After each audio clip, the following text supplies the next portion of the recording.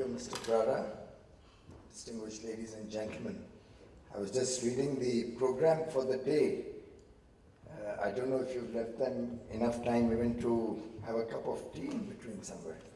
Seems to be a very hectic schedule of discussions that you have lined up during the day. But I must compliment you for your 8th annual conference on the solar sector in India. It's indeed something which my Prime Minister, Mr. Modi, and I both believe in very passionately. It's a sector that we can see emerging out of its small beginnings, one can say, or let's say the initial hiccups of expanding into the major source of power that we want it to be. And I believe it's an idea whose time has come. Solar power has been around for quite some time. In fact, I was quite amused and amazed when I once found out very recently that this Ministry for New and Renewable Energy has been around for 32 years. And it really set me thinking that for 32 years, really, we haven't justified our existence with the amount of renewable thrust that we have given in this country so far. And in that sense, I must compliment Powerline or the Renewable Watch magazine that your organization comes out with and which you publish regularly for continuing to bring back the focus on the renewable sector, something which is very important given the crisis that the world faces on environment, on climate change, something which is very important for the energy security of India, something which to my mind is absolute must if we have to develop going forward into an economic superpower. And in that sense, your organization, your magazine, and I've had a chance to glance at it, read a few articles and that, I believe is doing a very good work in bringing together all the stakeholders on one platform.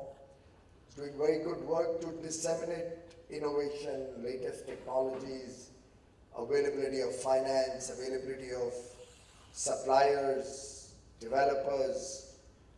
And in that sense, it also helps policymakers like us to hear from you through your magazine, through interactive sessions such as today, what more needs to be done, what could be done better.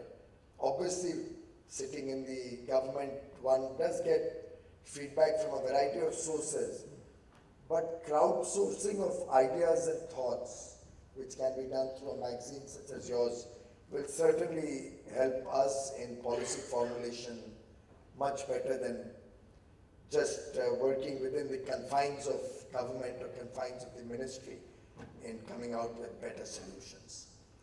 I was also reading the wide span of discussions that you are going to have, be it on developers, be it on the financing models, be it on new technologies, emerging technologies. And I do hope at the end of this two-day conference, I can receive some sort of summary of discussion, summary of outcomes that this important seminar comes out with, which will also help us, since we are at the last phase of also finalizing our tariff policy and amendments to the Electricity Act, which have a very important bearing on the development of the renewable energy sector. We're looking at bringing in much more stringent penalties for not meeting the obligations of renewable power. We're looking at a new concept of renewable power generators obligation, power generators obligation on renewable power, and RPG. We are obviously continuing with the renewable power obligations on DISCOMs and hope to ramp it up much faster in the days to come. In fact, there was a lot of discussion on that with the states. We were very keen to mandate in the law itself a certain base level of renewable power commitment from all across India. But there's been some resistance, and we'll have to work more closely with the states to be able to deepen the commitment of the states on renewable power. In fact, maybe a good idea for organizations such as Powerline or Renewable Watch to take this message to the states also. As you deliberate during the course of the day, as you come up with the importance of this sector in India's growth story, development story, and more particularly, as you are able to dovetail the renewable energy growth with the energy security of each state, I'm sure we'll find more traction amongst the states also to accept renewable power as an important ingredient of their power mix. In terms of the sector, you're all aware that the cabinet has already approved 100 gigawatts of solar to be set up by 2022. I personally hope that we can do it a little faster, maybe by 2020. And I'm not worried about it. I'm not concerned that it cannot happen. I'm quite confident it can happen.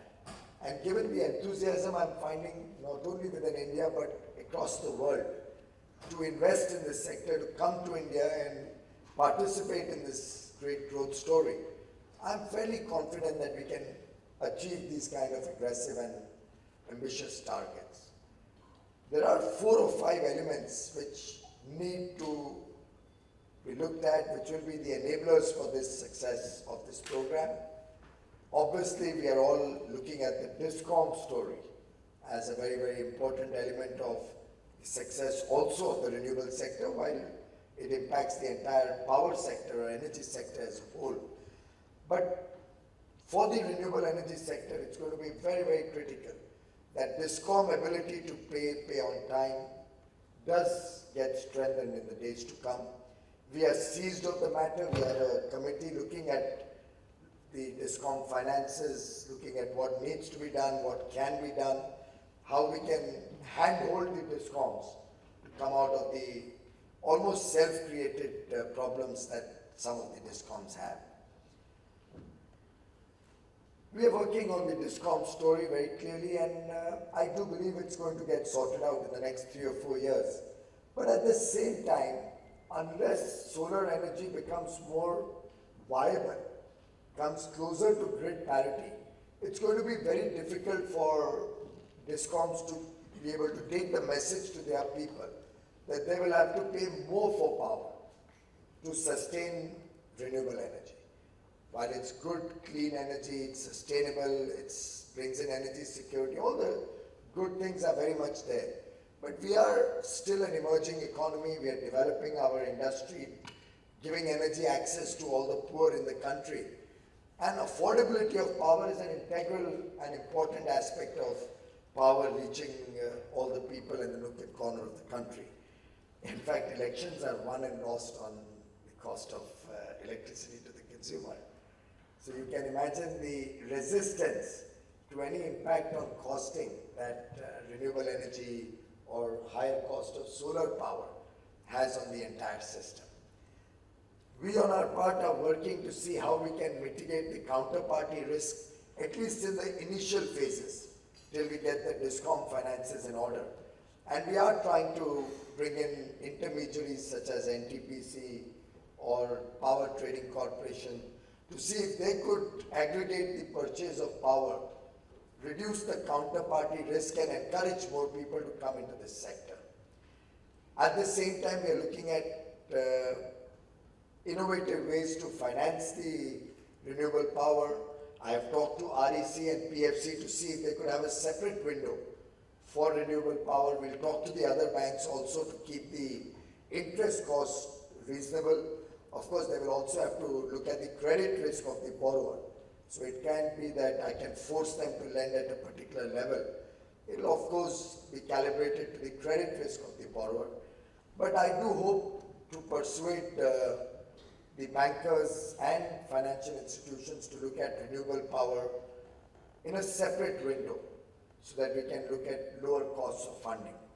Simultaneously, we are looking at attracting international funding into the system so that all of you could also borrow in dollars or in a basket of currencies and keep your interest cost low, particularly since we have found that the impact of interest cost is very, very significant. The tenor of financing and the cost of financing impact the solar energy prices quite significantly. So we are looking at the financing costs very seriously. We are looking at transmission as another important enabler.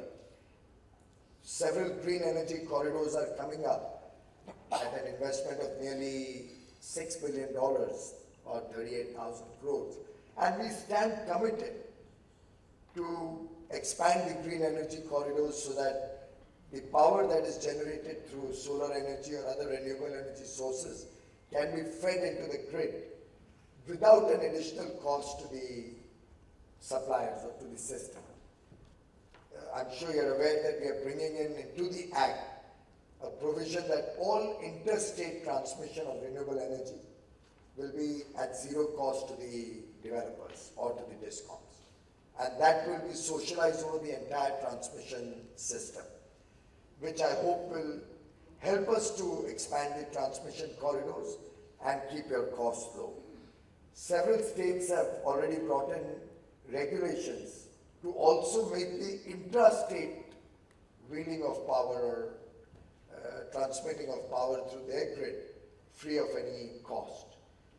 I've been urging other states to follow that model and hope that almost all the states in the country, save and except maybe one or two, will come into the regime where intrastate transmission is also tax-free, is also free of any cost. Both these will hopefully help to keep the transmission cost in check, particularly for the next decade or so, which is the period during which we need to ramp up solar power and which is the period we need to handhold this sector. Clearly, the days of subsidy are fast receding. Any large program of this nature, which is on the back of subsidies, cannot sustain for long. And after all, the subsidy regime got us only 3,000 megawatt of solar power in so many years. And that also becomes a stress after a few years. So we have Germany today reeling under the stress of high subsidies on the solar power program. And that, ladies and gentlemen, is causing huge stress to the German exchequer. I'm told it's in the region of some 35 billion euros as an annual cost that they have to bear in terms of subsidies. So I clearly think the time has come that we look at a more self-reliant industry, where enablers or handholding can certainly be done by the government. Government can certainly support the domestic manufacturers for a year or 2 or 3 years, which helps them to ramp up their capability, ramp up their ability to manage and produce better quality at reasonable prices, which helps them to bring in economies of scale in their own manufacturing, reduce some of the stresses that have developed over the last few years, and make them more competitive with the rest of the world. But I do believe that this kind of handholding cannot be a permanent affair. It can be an affair for 2 years, 3 years, maybe 5 years, but it cannot be a permanent affair. I'm in continuous dialogue with the manufacturers. Through the last year, we've been hearing them, looking at setting right some of the inverted duty structures, seeing how we can have the banks support them. I'm probably having a meeting with some of the manufacturers' representatives later this week again to see how we can ensure their success. Because the Make in India program and the long-term sustainability of this program can only be when we get manufacturing also strengthened domestically.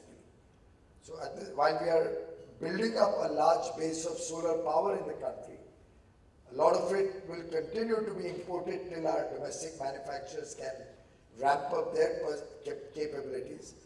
But I do believe that in the next 2 or 3 years, I'm looking at seeing a very vibrant domestic manufacturing sector which can compete with the rest of the world. Hopefully we can also get the silicon wafers or the base material manufactured in India in the next few years. and the interest that world companies are showing. The recent announcement by Masa-san from SoftBank to put in $20 billion and set up 20,000 megawatt of solar power alone, and something which is willing to even look at expanding beyond that. Should we be able to provide enough infrastructure? Should we be able to get enough land at the state level, transmission corridors? Is something which is very, very exciting opportunities for all of us. When we ramp up our manufacturing capabilities, when we ramp up our services to the solar sector, and I believe today's entire program is looking at all aspects of the value chain. I was seeing there's going to be developer perspectives being discussed. There's going to be innovative ways to finance it that is under discussion. You're looking at the REC market. Incidentally, I'm seized of the problem that there are a lot of RECs which are not getting sold because states are not fulfilling their obligations. I've told the Department of the Ministry of Power to look at some way of getting these states into, even before the Electricity Act gets amended, and more severe penalties are imposed on the state discoms for failure to meet their REC obligations, to see how we can get these RECs off the market and get some of the states to fulfill their own REC commitments of the last few years. There is certainly the crisis which you're going to discuss about the poor offtake of power by the discoms. But I do believe that while on the one hand we'll try and get the discoms into better shape, it will also be a function of the cost of power. And there is something which all of you have to deliberate, give us some better suggestions and ideas. One thing I can assure you, and I've been talking to several state governments, something which I hope you can write about and educate the state governments also. An important element of any comparison made with the cost of renewable power to the cost of power that is currently being paid by the states is the comparison of an apple to apple. Unfortunately, what's happening, and I had this problem in my own home state of Maharashtra, I almost broke my head trying to argue that, look, compare your cost of renewable power with your marginal cost of procuring power, with the highest cost of procuring power. Whereas they were only comparing it with the average cost of procuring power. I think that becomes a very unfair comparison, particularly when average cost is influenced by some very old plants giving thermal power at very low prices, maybe some hydro plants. We have Koina in Maharashtra which gives power at under a rupee, or Bhakra Nangal in Punjab at under a rupee. Now those are all very valuable assets and great for the system. But you can't compare renewable power with the average cost of power. It will have to be compared with the marginal cost of sourcing power. Obviously, there's a challenge that many of the states have large fixed cost commitments. And that is something they have to pay irrespective of the power they purchase. And given the current situation of DISCOM, that becomes a little bit of a constraint of their ability to buy.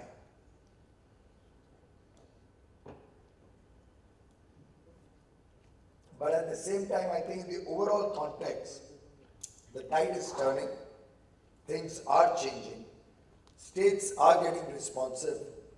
We've had Maharashtra come out with a policy to buy nearly 20,000 odd megawatts, of which solar is 11,000 megawatts, 10 or 11,000 megawatts. Andhra Pradesh is looking at a similar number. Telangana has also come out with a policy to the best of, not yet. They're on the verge of coming out. They discussed it with me when I was reviewing the Telangana power situation. Uttar Pradesh has had discussions with me and either are on the verge of or have come out with a policy. I had extensive discussions with Chhattisgarh and I've recommended to them that they come out with a policy and as a part of their social consciousness or responsibility to the environment, despite having surplus power and a lot of coal-based power generation, also look at some of the solar initiatives coming into that state. They don't have much wind. So I think a holistic view on the sector is the need of the hour. The topics that I see in the course of the day's deliberations And I do hope it will be a very, I'm seeing Q&A is a part of every session that we've set up, and I must compliment you for doing that, because it's terribly boring to have speeches all the time. And politicians on the mic are the worst thing, because they never let the mic go. But I'll rest my case here. I do believe the time has come for solar power to emerge as a game changer. The world is watching. In fact, India's ambitious solar target has become the envy of the world today. And you remember the old Onida ad, neighbors envy, owners pride. So let us get into this sector with pride. Let us all work together to make this a successful initiative. And I'm very confident that together we can make this a grand success. Thank you very much.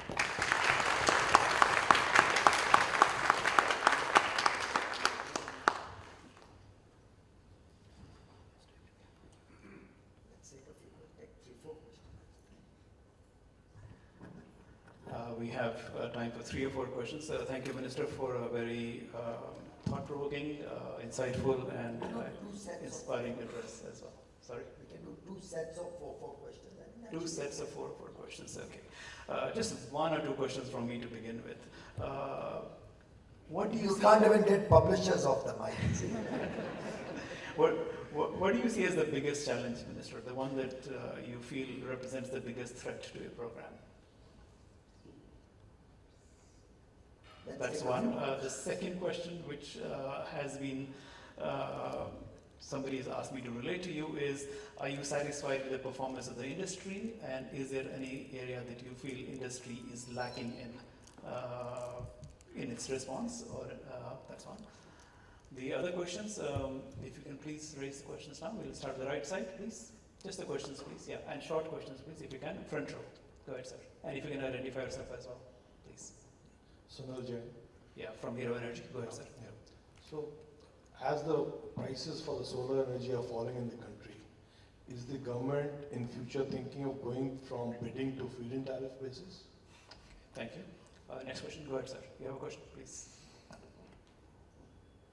Hello, I am Anand Patil. My question is related to how can we make the residential solar going grid parity? Okay. We'll now move to the middle column, just to have some equity here. Yes, sir, go ahead. In the back, sir. First in the back, sir. There. So my name is Vinay Kumar from the Greenco Group. A lot of optimism is riding on the electricity. Where are you at? Yes, sir. A lot of optimism is riding on the electricity amendments.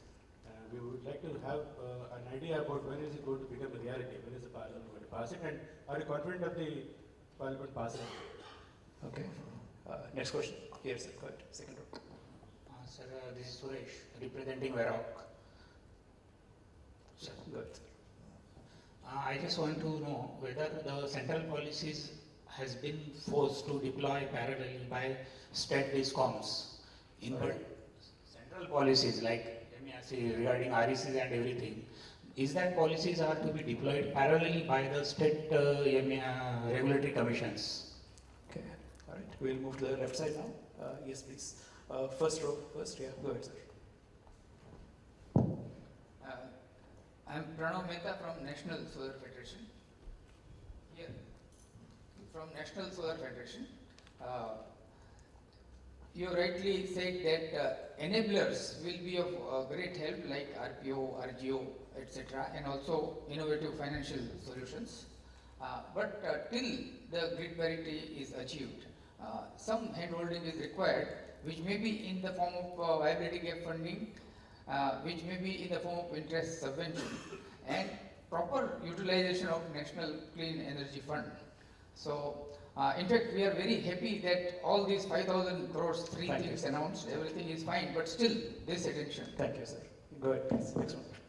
Sir, I'm Pratyush Thakur from StarCraft. To add to Mr. Mehta, sir, there's a disturbing fact which came last week. 14 out of 20 cities in the world, most polluted, are in India. Are we pricing the pollution in? And can that help you to provide more measures to help renewable energy? Thank you, That was my advice and question. Thank you, sir. Yes, go ahead, sir. Sir, I am Sandeep Kumar from ONGC. Sir, my question is, can the whole power project in Maharashtra, can The it person be stand revived? up, I can't see him. Sir, if you can Can stand up, it be please. revived with the help of, sir, I'm Sandeep Kumar, Chief Engineer Electrical from ONGC. Sir, my question is, can the whole power project in Maharashtra, it can be revived with the help of ONGC gas and joint venture with national companies? Try. Thank you. Okay, sir. You're from ONGC. Yes, sir. Okay, so I think that gives you about nine questions. Yes, correct.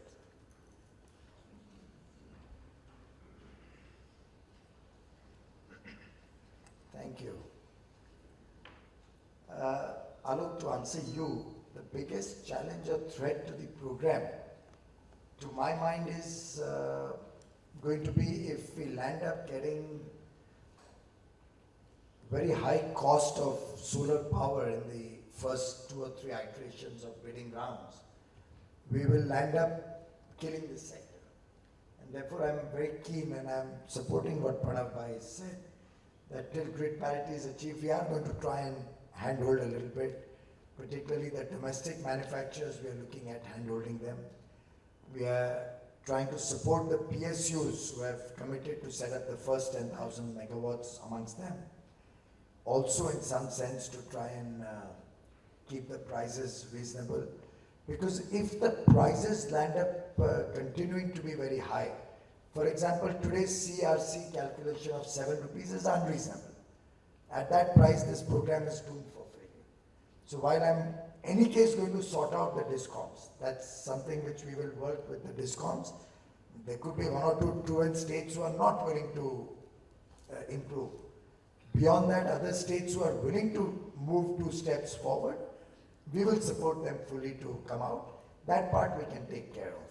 Counterparty risk, at least in the initial stages, till DISCOMs are set right, I will mitigate through NTPC coming in and stuff like that. However, you must also appreciate, to date, no DISCOM has failed to pay the developers. There have been cases of some delay, but I have not received a single case unless there is a dispute of some sort. I have not received a single case where there is a failure to pay renewable energy. So in that sense, I don't see that as the threat which sometimes is made out to be. One big threat could have been transmission costs. It becomes phenomenally high in many cases. But I must share with you, the Honorable Prime Minister, in one interaction when I shared with him the high cost of transmission and the impact it has on tariffs, was very forceful in his commitment to renewable energy, and I think all of us know about that. After all, we couldn't have imagined such a massive program without the absolute support of the Prime Minister. But he actually came back to me and said, look, that's a cost we'll have to do one time, setting up the transmission systems. But the benefit of that for the nation will be for a century. So go ahead and do it. Get the transmission on for renewable energy. It will support your energy security, and it will also help to bring about a long-term clean energy for the people of India. So my fear and threat is, if we don't get quickly to grid parity, it's going to be very difficult for a nation where electricity pricing is a very sensitive issue, and I said it earlier. Elections are won and lost on electricity pricing. So affordability is an integral part of any sustainable energy program, and that, to my mind, is going to be the main challenge before the industry.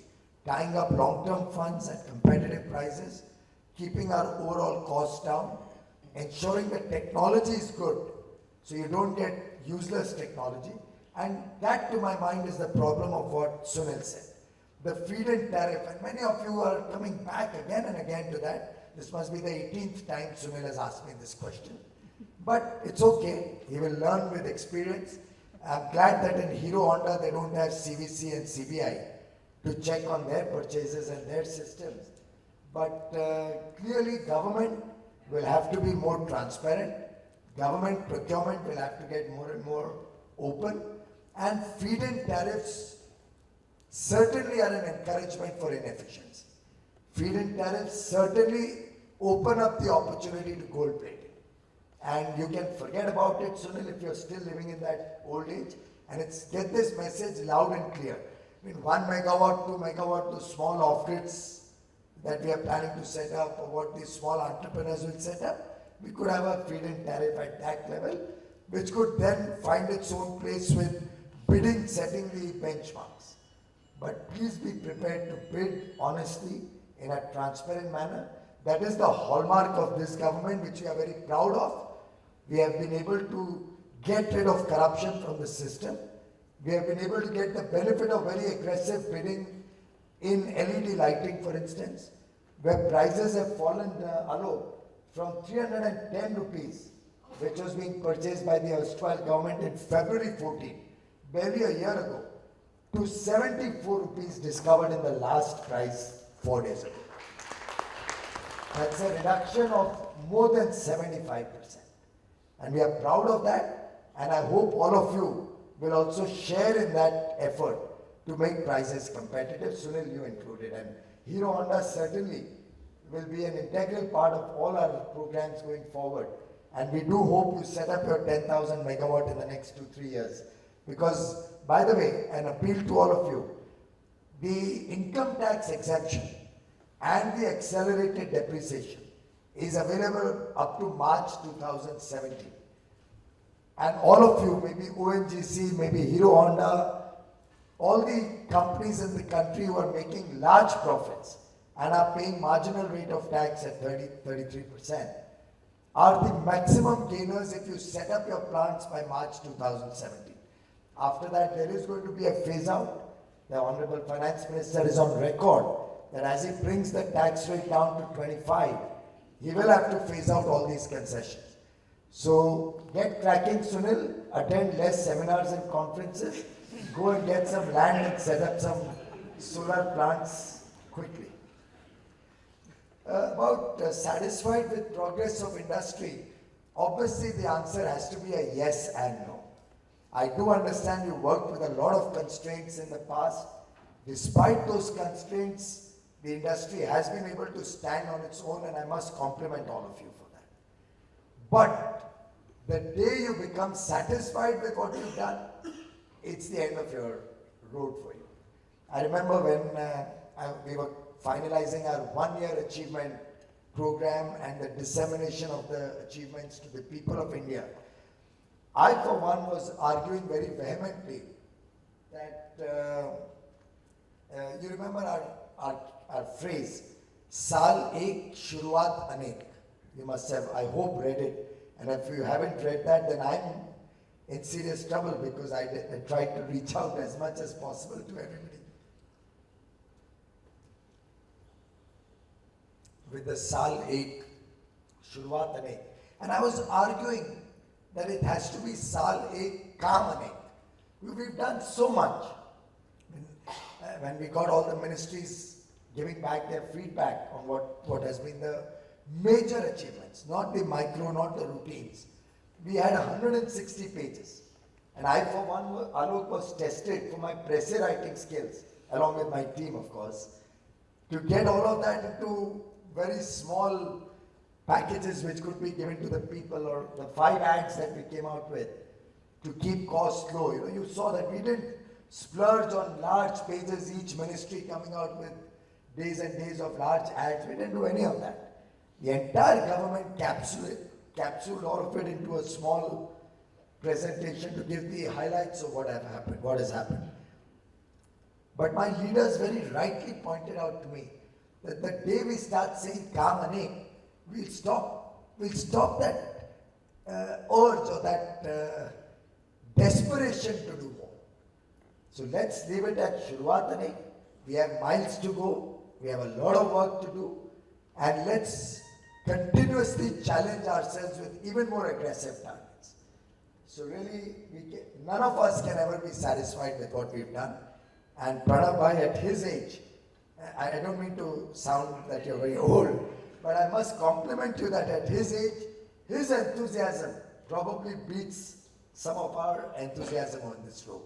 And I compliment you for that urge to do more, that urge to achieve more. Keep going, Pranab Bhai. We'll all take a cue from you, and we'll also never be satisfied. We'll want to do more in our work. 5 years ago, our slogan is making solar energy affordable. Perfect. So there you are, Alok. As regards, I kind of answered Sunil, we are not going to have FIT beyond the small scale 1 or 2 5 megawatt units. The rest will largely go by bidding. There is one thought, I must grant you, that if we are able to discover through bidding a nice and aggressive price, there is a thought that has come up whether we could designate a large area, if it has adequate transmission ability, as a solar park, which is a walk-in park.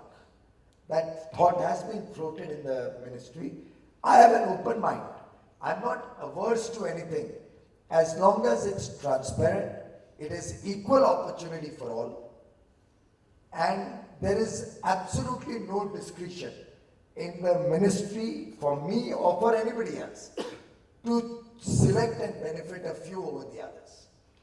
So keeping that clarity in mind and keeping the costs really aggressive and low, I'm open to ideas which can help industry to come up faster.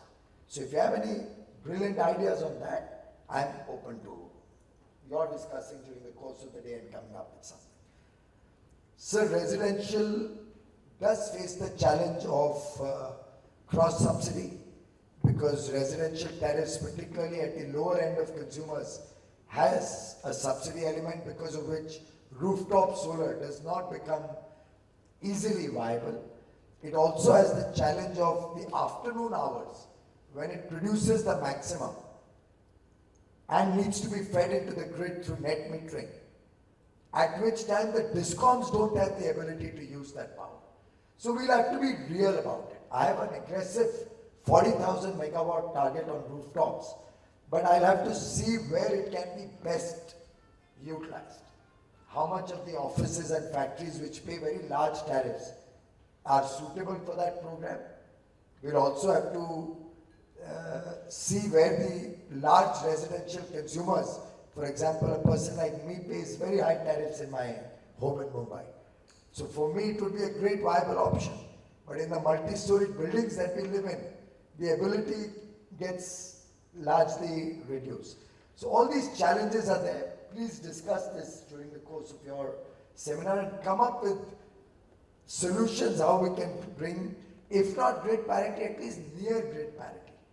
And see what we can do for these afternoon hours to see if the DISCOM, because India doesn't have enough spinning reserve where we can ramp up and down by choice. We do have a base load which is largely coal based, and we'll have to run continuously to be able to be efficient. Well, the electricity amendments will be a reality, I hope, in the monsoon session. We have introduced it in December. The Standing Committee on Energy has already gone through it. Their report has been submitted to the Honorable Speaker in the last session. In this session, we are going to be introducing the final act as amended to take care of all the suggestions of the Honorable Members of Parliament in the Standing Committee of Power. The rest, we will wait and watch on the 21st when the session starts. But I'm very hopeful that this will get cleared in this session. The central policy will certainly have to be deployed by the states. This is a federal structure. Power is a subject which is largely driven by the states. We do set guidelines, we do set the laws, but the state DISCOMs have an ability to almost control the power sector. In the past few years, we've seen some state governments like Gujarat or Madhya Pradesh or for that matter, even Tamil Nadu, Andhra Pradesh, Telangana, all of them make rapid strides in these sectors. In fact, Andhra Pradesh has become 24/7 power in the fastest possible time. It's a great turnaround story. And I see other states now hopefully emulating that story. Gujarat, Madhya Pradesh, all of them are already 24/7. Chhattisgarh. But we are hoping to see more and more states turn 24/7, control their power theft, power losses. In my last meeting with Babu Garu, the Honorable CM of Andhra, we were negotiating TNDC losses to be brought down to 9%. They are already at 10.67%, I think, in April. And they are looking at bringing it down to 9%. And knowing Chandrababu as I have seen him in the last few years, he could even be more aggressive than that. Devendra Fadnavis in Maharashtra is looking at very, very aggressive targets to bring down his transmission losses. We are now working with Jammu and Kashmir, Jharkhand, to bring down their losses significantly. I have urged the governments of Bihar and Uttar Pradesh and West Bengal to focus on TNC losses. So that will be something which state governments will have to take the major initiatives.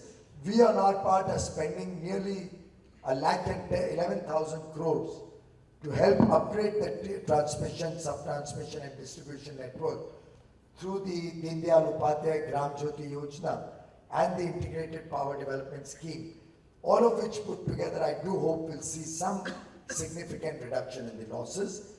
But as I said earlier, tali do haath se hi bajegi. We'll have to work together on this. I've already answered you, Pranab bhai. We will do some handholding in the initial period.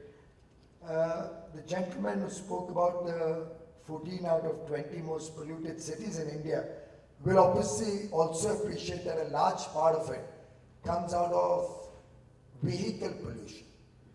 There are very few cities which have power plants within their city. Delhi sadly has some power plants within the city. Badarpur, for example, which is a very old plant which is giving out a lot of pollution.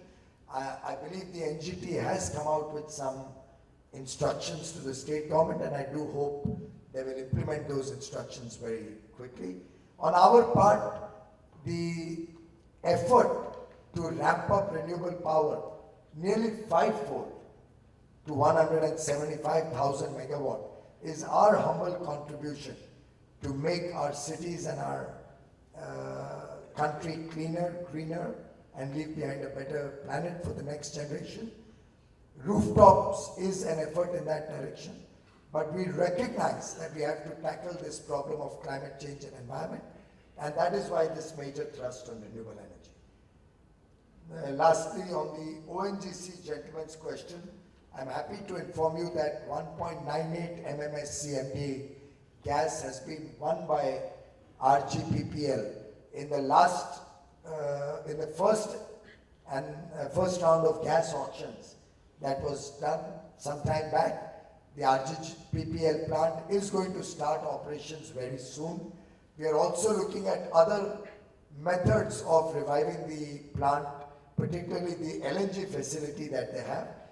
For the next 2 years, we are going to be bidding out gas at competitive prices to keep the power cost low. I'm glad that the last round discovered a low tariff of 4.7 rupees per unit for the gas that was given out in the last round. Later in the year, for the September to March period, we'll have a second round of bidding of gas. I do hope RGPPL will also benefit from that and will once again start giving out power to serve the people of India. The gas story is a sad story in the saga of the Indian power sector, where domestic gas has fallen significantly. I do hope ONGC will continue to come up with new discoveries and develop new gas fields and come up with more gas. So we are working on it holistically. We are looking at expanding domestic gas production, hand-holding to some extent the gas plants to help them come up in the meantime, and taking some benefit of the lower gas prices internationally. Thank you.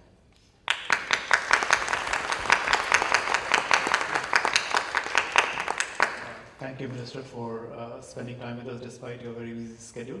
Thanks also for very candid and forthright remarks, and we hope to see you at our other conferences. Thank you. We'll have a 20-minute break now, 20 minutes break.